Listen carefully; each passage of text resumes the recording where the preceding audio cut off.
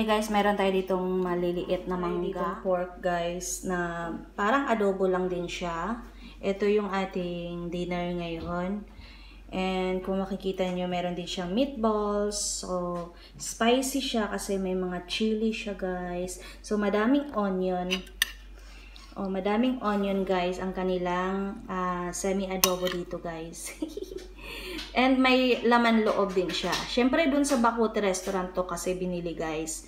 Kaya ang mga halo din niya ay yung same sa pang Bacote.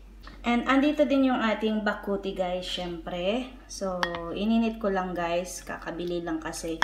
Same pa rin guys. Kagaya ng kinain ko kagabi. Ito naman panibago. And dinagdagan lang natin no, parang adobo. So, kain tayo. Let's eat. Nasarapan kasi ako kagabi dito. Kaya ito na ulit yung ating kakainin ngayon. So, dinner tayo guys. So, ito yung ating rice guys. So, may kasama na siyang rice no, yung ating in-order. And meron tayo dito adobo. So, yun ang ating uulamin. Siyempre. Sarap ng kain natin ngayon guys. So, kasi maanghang-anghang to guys.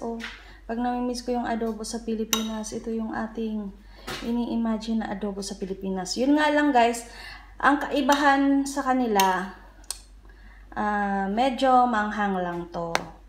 Siyempre, pag wala akong adobo na nabibili, ako din yung nagluluto, syempre.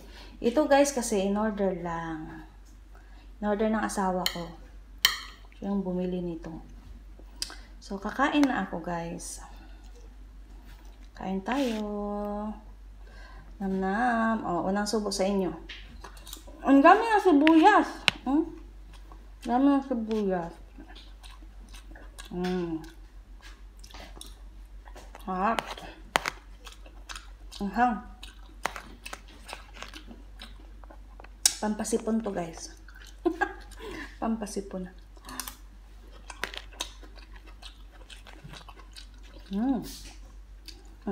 Padaplin ang sili kay. Halang kayo.